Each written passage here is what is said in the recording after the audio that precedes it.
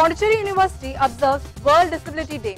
Vice Chancellor determined to make the university the #1 choice for the differently able. Department of Food Science and Technology organizes International Conference on Traditional Food. Food systems of tribal communities neglected, says FAO representative Galvin Linville. UGC NET and JRF model test series conducted in the university. Hundreds of students turned up to assess their performance before the D-Day.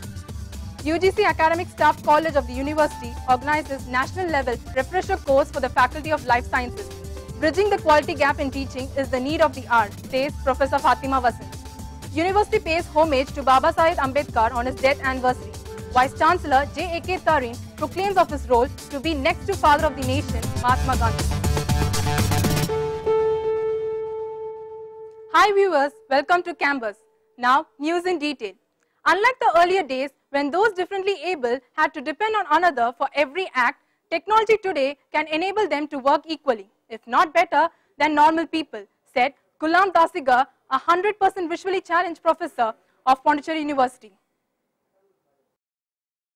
The World Disability Day at Pondicherry University was marked by differently able students showcasing their skills in day-to-day academic activities like accessing the university library portal with the help of special screen reading software, accessing their email account, etc.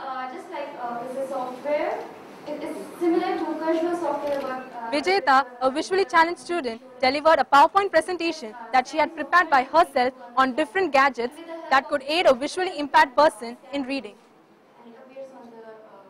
Observing that the government had done very little for those differently able, Vice Chancellor J.A.K. Tareen said that the time had come to wake up and recognize their abilities. We have a long way to go. Maybe it will take another 14 to 15 months for the next building to come up, where a completely dedicated library for the visually challenged persons is going to be established. He also announced that henceforth all differently able students and visually challenged staff will be provided free accommodation in the university. Such students will also be provided 100% subsidy in fees for hostel and mess. Moving on, impact of Western food habits and failure on the part of the policy makers to protect traditional knowledge in the country has caused loss of awareness about the tribal food system. Pointing this out at the International Conference on Traditional Food organized by the Department of Food Science and Technology, FAO representative to India, Galvin Linville, said that the tribal food system in India are typically overlooked and undervalued. This is simply to ensure that there is accurate information on the nutritional benefits of the many and varied traditional foods. He emphasized that these food systems have great benefits for the nutritional well-being of the tribal people themselves, and documenting such food systems could be one of the ways to protect these traditional systems. Lieutenant Governor Iqbal Singh said that traditional food systems have inherent safety mechanisms which have to put into practice by adopting the latest innovations.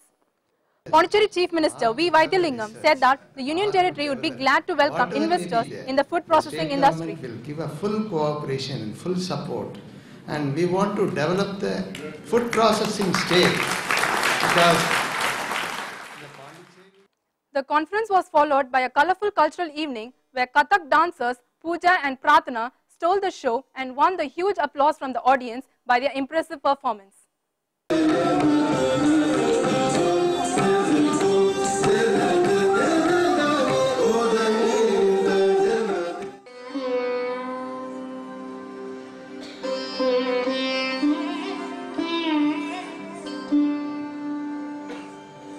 Moving on, with the UGC NET and JRF exam knocking at the door, applicants for the exam are naturally tensed about how the question paper will be this year.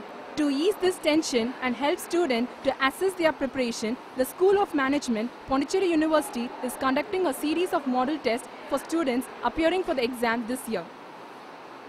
This model test series for paper 1 of the UGC NET and JRF exam is open for students of all streams of the university and will be conducted for 3 days till the 17th of this month.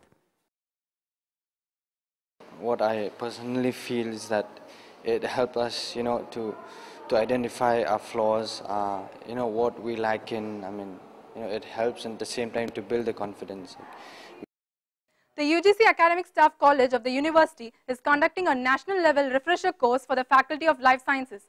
Scheduled from December 2nd to December 22nd, this refresher course will cater to a diverse group of teachers coming from different parts of the country to further hone their skills and attitude, particularly in imparting science education at higher education level. Good morning to all of you. Sorry for my... Speaking at the inaugural function, Madras University Professor Fatima Vasant highlighted the gap between the higher education quality and market demand and said that teachers' motivation is a crucial factor for transforming students into skilled workforce for tomorrow. Pondicherry University faculty Dr. Lalita Ramakrishnan observed that with the tools to access information readily available in the hands of the students today, teachers' role has become more of a facilitator and a mentor, and teachers today need to unlearn many things and learn new things in order to successfully perform this role. Moving on, the university paid homage to Bharat Ratna Dr. B.R. Ambedkar on his 54th death anniversary. The statue of the visionary leader standing tall in front of the administrative block of the university was garlanded and was paid floral tribute by the Vice Chancellor and other distinguished persons. Speaking on the occasion, Vice Chancellor J.A.K. Tarin said that as the architect of the Constitution of India, Baba Saheb Ambedkar left behind a legacy of justice, equality and a strong national spirit. He also urged the university community to follow his footsteps in all walks of life.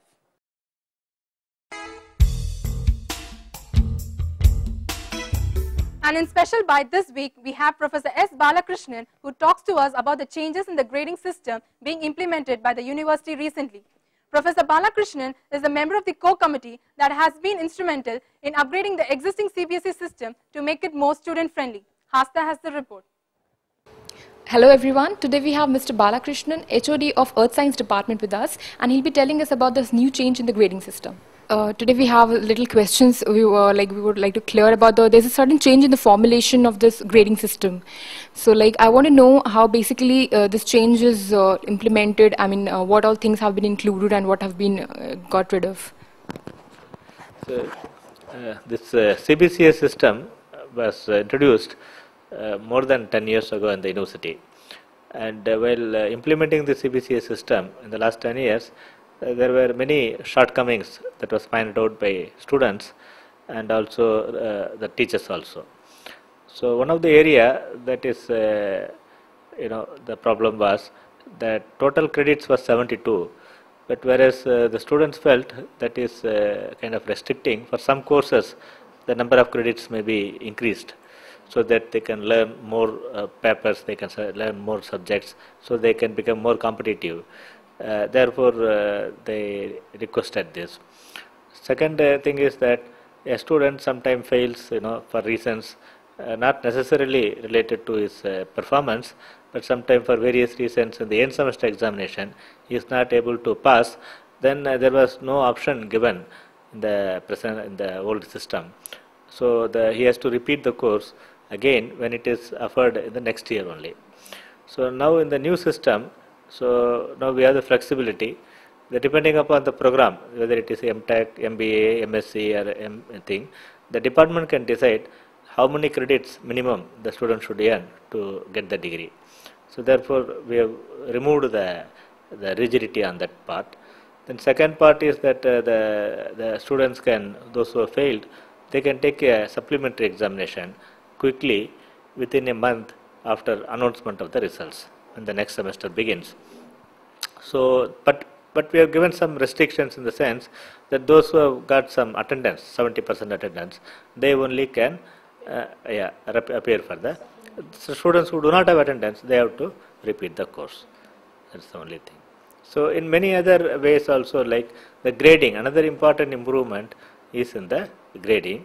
Earlier we had a relative grading applying statistical methods, like we use the mean and standard deviation, and the mean is given C grade, and standard deviation, one standard deviation above mean is given B, one standard deviation above B is given A, and S, like that. Similarly in the bottom side also, that one standard deviation below the mean is given D and E, like that.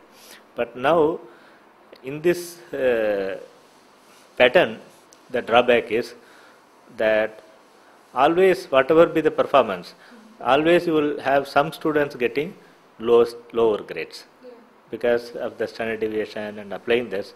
Suppose, for example, the marks in a class may range from 60 to 90, okay, with a mean being around, let us say, 70 or 75.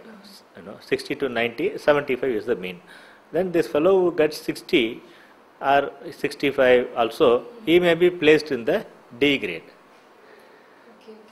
which is not, which the students felt it is unfortunate, because although they have performed very well, but still they got 60%, but still they are getting a D grade, which is a second class, he will not be placed in first class.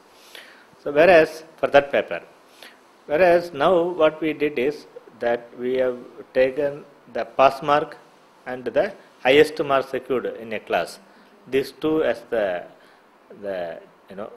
limits, and the difference between that is divided into 6 equal grades, and the grading is given. So this way, if overall performance in the class is top class, then the lower grades will be missed. If overall performance of the class is poor, then sometimes it may happen, but even then they will get good grades. So it's a grading will be relative, and overall performance will be rewarded overall.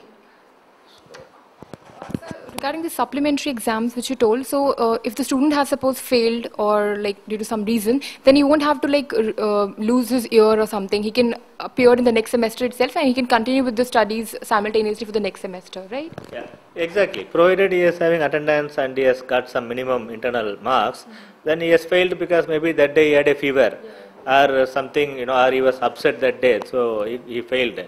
Then he did not lose 1 year. So immediately he can write, he can pass, so he will become eligible for, let's say, applying for various jobs or also for campus interviews. So in a way, it's a big boon for the students. So you were part of the committee which took this decision of the grading system. So how did you derive the conclusion that you need a change? I mean, did you conduct a survey or something? You asked faculties or you asked students or something? So actually, the Vice Chancellor as well as various head of the departments and deans, they were receiving various representations from the students that the existing system was in some regards not fair to them. And also particularly the grading A, B, C, although C is first class, but for person who got C, he gets C, the private companies were looking down. They were not realizing that C is first class. So they wanted these changes.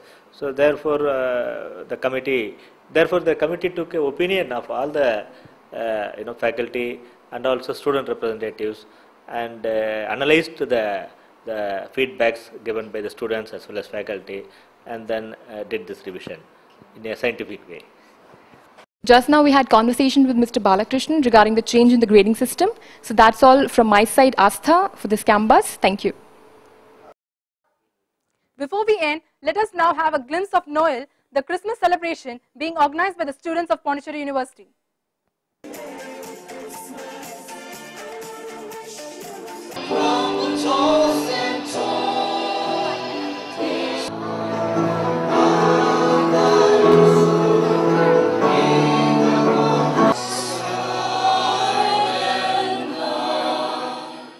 That is all we have in Campus this fortnight. Do join us next time. Till then, bye and take care.